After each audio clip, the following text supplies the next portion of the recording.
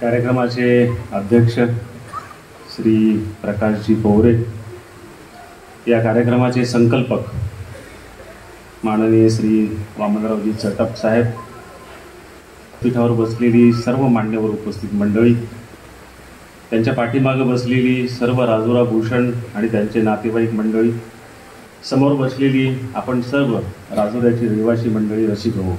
कारण असं की कार्यक्रम वेळेवर सुरू करायलाच पाहिजे. मी त्यांना म्हटलं की ही जुगलबंदी सुरू झालेली असते, लोक संपर्कामध्ये असतात कुणाच्या तरी, ते म्हणतात कार्यक्रम सुरू झाल्यावर जाऊयात, आणि इथले संयोजक वाट पाहतात की लोक आल्यावर कार्यक्रम सुरू करूयात, आणि मग दोघांची स्पर्धा आहे आणि त्याच्यामध्ये मग कार्यक्रम लांबत जातो. त्यामुळे एकही माणूस नसला म्हणजे मग काय होतं की आपण जेवढा उशिरा कार्यक्रम करू तेवढ्या उशिरा आलेल्या माणसाचा आपण सन्मान करत असतो आणि सुरुवातीला आलेल्या माणसांचा आपण अपमान करत असतो. त्याच्यामुळं शक्यतो कार्यक्रम वेळेवर सुरू झाला म्हणजे वेळेवर आलेल्या माणसांचा तो सन्मान असतो आणि उशिरा येणाऱ्यांना मग त्यांना धडा शिकवणं असतं ते. त्याच्यामुळे आपण शक्यतो वेळेवर कार्यक्रम सुरू करावा.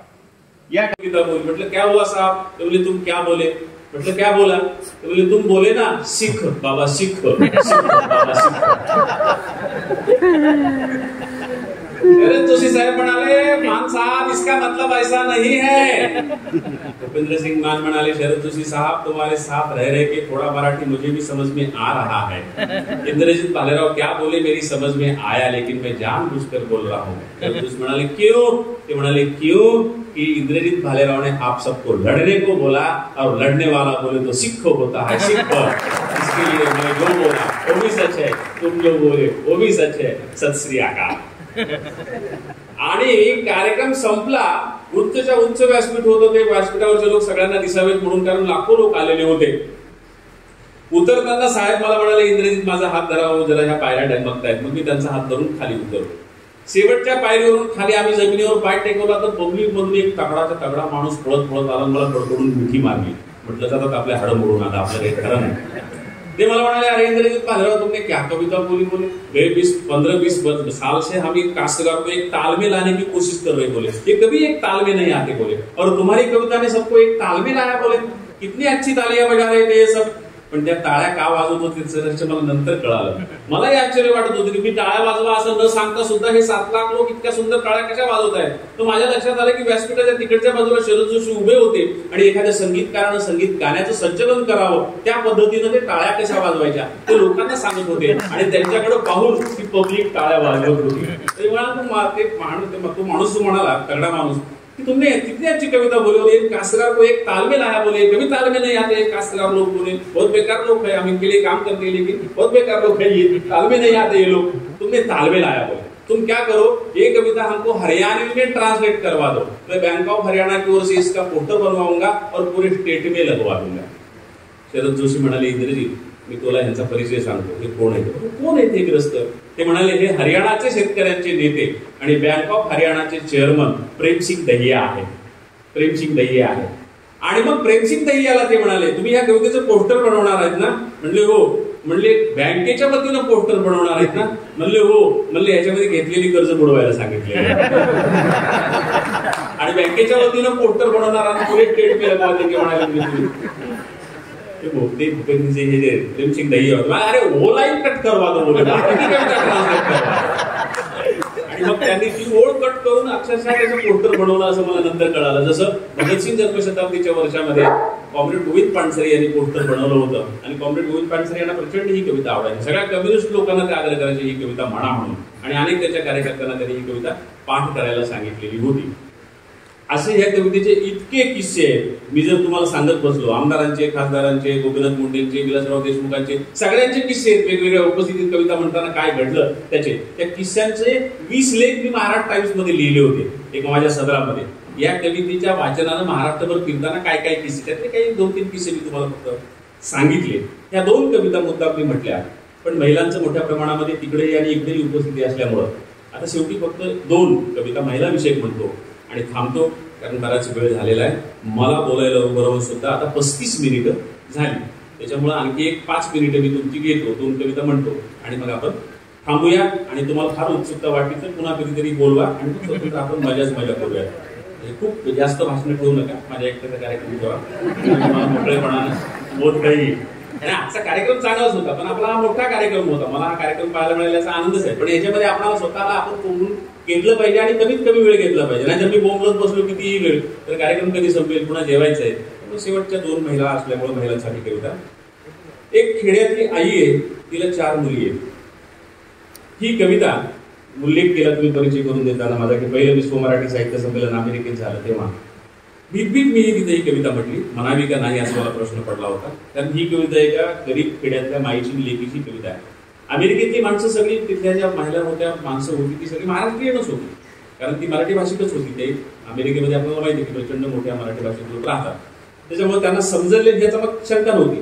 पण ही सगळी मंडळी जी आहे ही श्रीमंत कुटुंबातून इथे अमेरिकेत आलेली मंडळी आहे. आणि खेड्यातल्या एका गरीब माईची आणि लेकीची कविता यांना आवडेल का नाही असा मला प्रश्न पडला होता.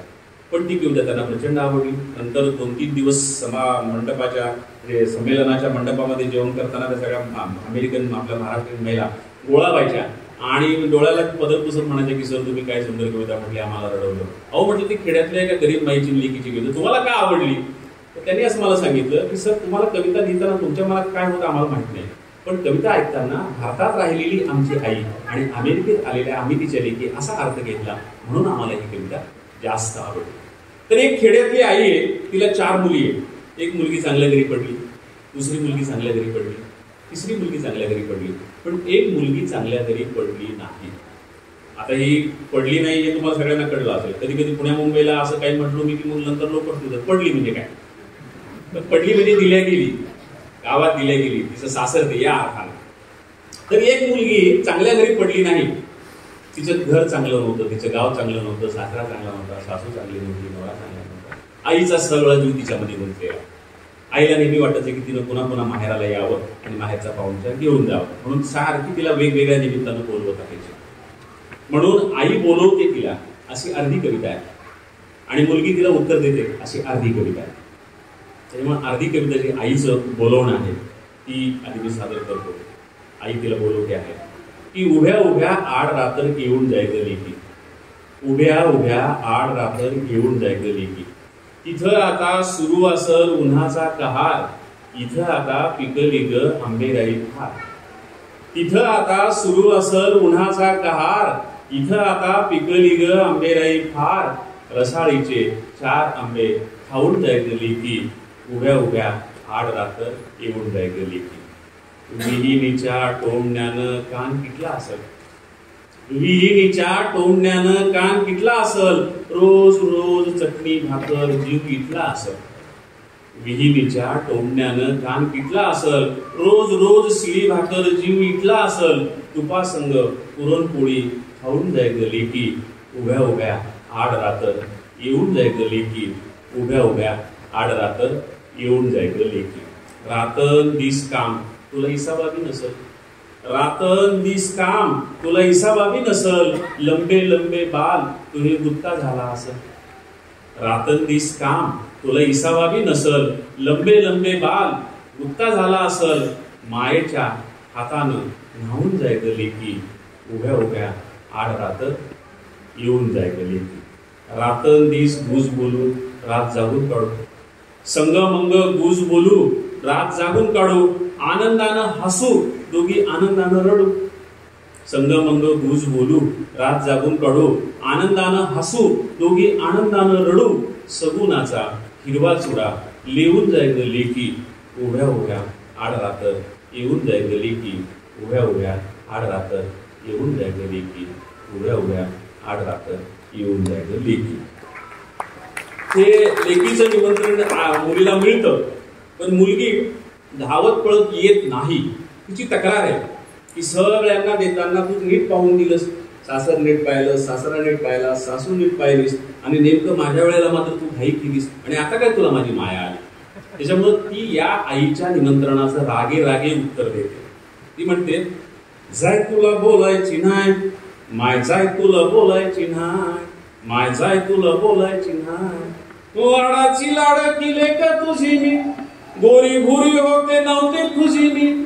लाडाची लाड केले का तुझी मी, गोरी भुरी होते नव्हते खुशी मी. जावयात पाहिलंस काय, जावयात पाहिलंस काय, माय जाय तुला बोलायची नाही माय जाय तुला बोलायची नाय. दूध तुप देऊन लखवलं मला, दुपारी दही तू चाखवलं मला. दूध तुप देऊन लखवलं मला, दुपारी दही तू चाखवलं मला. सासूची खाल्ली हाय, सासूची खाल्ली हाय. माय जाय तुला बोलायची नाय, माय जाय तुला बोलायची नाय. बापाची दाढी लुचायची मी, पटक्याला तोंड पुसायची मी. बापाची दाढी लुचायची मी, पटक्याला तोंड पुसायची मी. सासरची डिवते गाय, सासऱ्याची डिवते गाय. माय जाय तुला बोलायची नाय, माय जाय तुला बोलायची नाय. माहेरी होता विहीर मळा, पाटाच्या पाण्याचा पायाला लळा. माहेरी होता विहीर मळा, पाटाच्या पाण्याचा पायाला लळा. सासरी पोळतात पाय, सासरी पोळतात पाय. माय जाय तुला बोलायची नाय, माय जाय तुला बोलायची नाय. पाहून दिलास डोंगरी गाव, सकुणी कावळा करीना काव. पाहून दिलास डोंगरी गाव, सकुणी कावळा करीना काव. दुधावर येईन साय, दुधावर येईन साय.